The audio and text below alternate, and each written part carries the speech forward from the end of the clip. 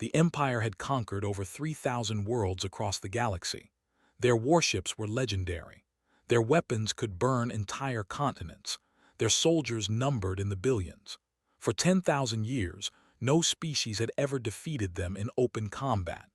Emperor sat upon his throne made from the bones of fallen kings, and he smiled when his scouts brought him news of a small blue planet called Earth.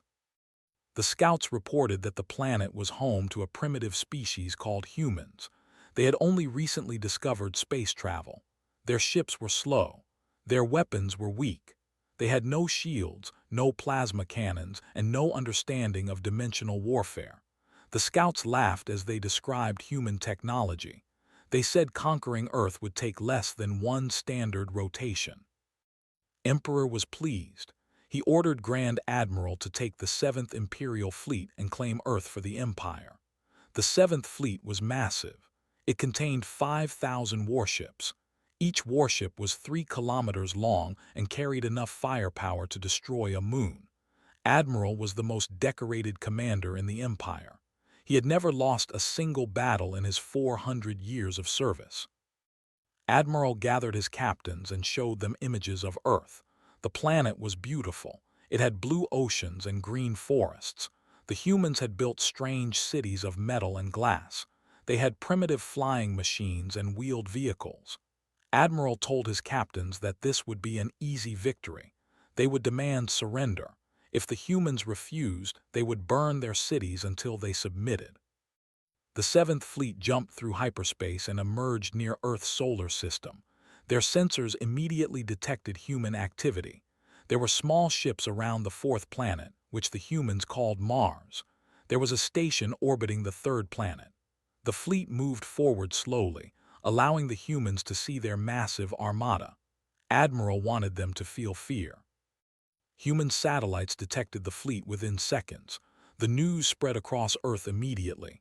People looked up at the sky with terror in their hearts. Governments held emergency meetings.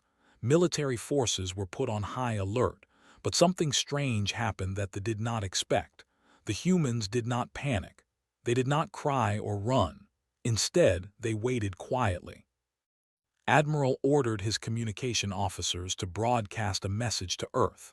His voice echoed across every radio frequency on the planet. He announced that the Empire had claimed Earth as its territory. All humans were now subjects of Emperor. They would surrender their leaders and their weapons within one planetary rotation, or the fleet would begin orbital bombardment. The humans did not respond immediately. Hours passed in silence. Admiral grew impatient. He ordered his weapons officers to target a small uninhabited island as a demonstration of power. But before they could fire, a single message came from Earth. It was brief and strange.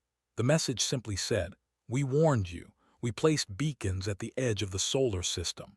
The beacons told you to turn back. You chose to ignore them.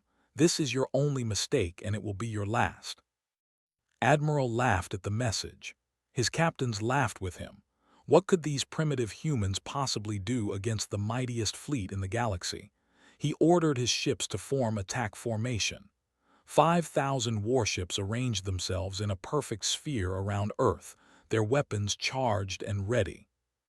Then the humans revealed their secret. Deep beneath the surface of Earth, in hidden bunkers scattered across every continent, ancient machines began to wake up. These machines were not built by modern humans.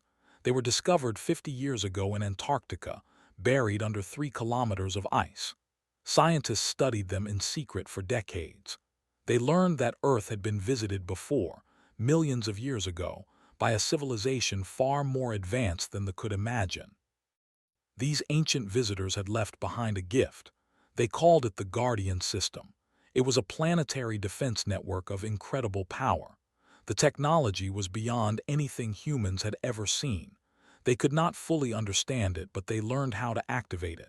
They hoped they would never need to use it.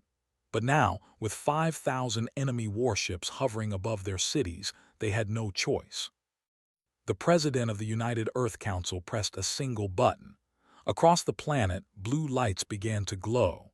The ground trembled. Strange energy signatures erupted from hidden locations. The ocean seemed to hum with power. And then, in a flash that was visible from every ship in the fleet, Earth changed. A massive energy shield surrounded the entire planet. But that was only the beginning. From the surface of the moon, enormous structures rose from beneath the dust. They were weapons platforms, hidden for millions of years, now awakening to defend their adopted world. Similar platforms emerged from asteroids throughout the solar system. They had been waiting, sleeping, patient. Admiral felt fear for the first time in 400 years. His sensors were going crazy. They detected power levels that should have been impossible.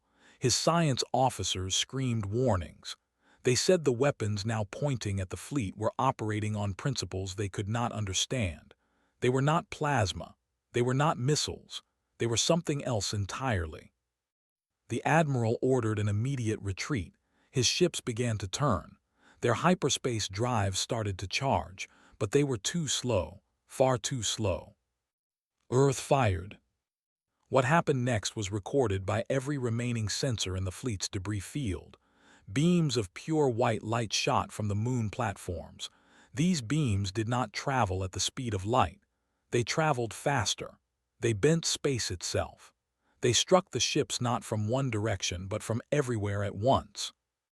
The first 1,000 ships simply vanished. They did not explode. They did not burn. They were there one moment and gone the next.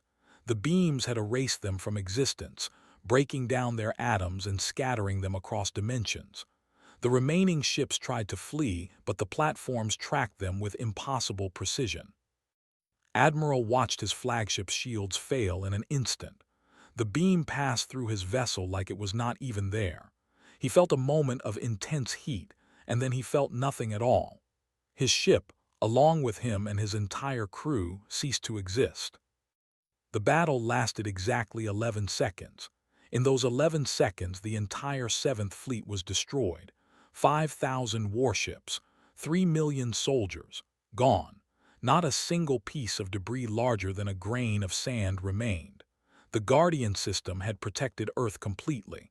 Not a single human life was lost. When the last ship disappeared, the weapons platforms went silent.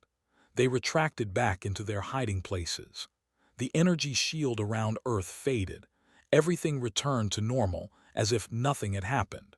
The only proof of the battle was the empty space where a mighty armada had once floated. The message spread across the galaxy within days. The Empire had lost its finest fleet in seconds. Earth, the primitive backwater planet, had weapons that made the Empire look like children playing with sticks. Other species heard the news and rejoiced. Finally, someone had stood against the tyrants. Finally, someone had shown that they were not invincible. Emperor received the news in his throne room. His advisors expected him to rage. They expected him to order every fleet in the Empire to attack Earth at once. But the Emperor was old and wise. He understood what had happened. He recognized the energy signatures from ancient records. He knew that Earth was protected by technology from the first ones, the ancient race that had seeded life across the galaxy billions of years ago. The Emperor sat in silence for a long time. Then he did something that shocked his entire court. He ordered a message sent to Earth. Not a threat, not a demand, an apology. The Empire formally apologized for the attack. They recognized Earth as a sovereign world. They requested peaceful relations. The humans accepted the apology, but they added a warning. The message was broadcast across every channel the Empire used. It said, "We did not create the weapons that protect our world. We were lucky enough to find them, but we are learning. We are studying. Every day we understand more. The Guardian system protected us today, but someday we will build our own defenses. We will create our own ships. And when that day comes, we will not hide behind ancient technology. We will stand on our own. So remember this day, Empire. Remember what happened to your fleet, and remember that we are only getting started." The galaxy had never seen anything like humans before. They were young and primitive, but they learned fast. They adapted. They improved. In the years that followed the attack, humanity reverse-engineered pieces of the Guardian system. They built new ships with hybrid technology. They trained new soldiers with weapons that made plasma cannons look like toys. Earth became a beacon of hope for oppressed species throughout the galaxy. Refugees from conquered worlds came to seek protection. Former enemies became allies. Trade flourished. Knowledge was shared. Humanity grew stronger every day, and the Empire could only watch with growing unease. The other species in the galaxy began to tell stories about the humans. They said that attacking Earth was the worst mistake anyone could make. They said that humans were blessed by the first ones. Some even believed that humans were the descendants of that ancient race, placed on Earth to guard the galaxy when the time was right. Whether those stories were true or not, one fact remained clear. The Seventh Fleet had come to conquer a primitive world, and they had been erased in seconds. The mightiest armada in the galaxy had met its end not through war, but through pure annihilation. Earth was no longer a target. It was a warning. And in hidden bunkers around the world, human scientists continued their work. They studied the ancient machines. They unlocked new secrets every week. They built prototypes of weapons that would make the Guardian system look simple. The humans were grateful for the protection they had received, but they refused to depend on it forever. Someday, humanity would venture out into the galaxy. They would bring justice to the conquered worlds. They would face the Empire and every other tyrant who preyed on the weak. They would do it with their own technology, their own ships, and their own strength. The galaxy had witnessed the destruction of the Imperial fleet. That was only the beginning. The humans were coming, and the universe would never be the same again.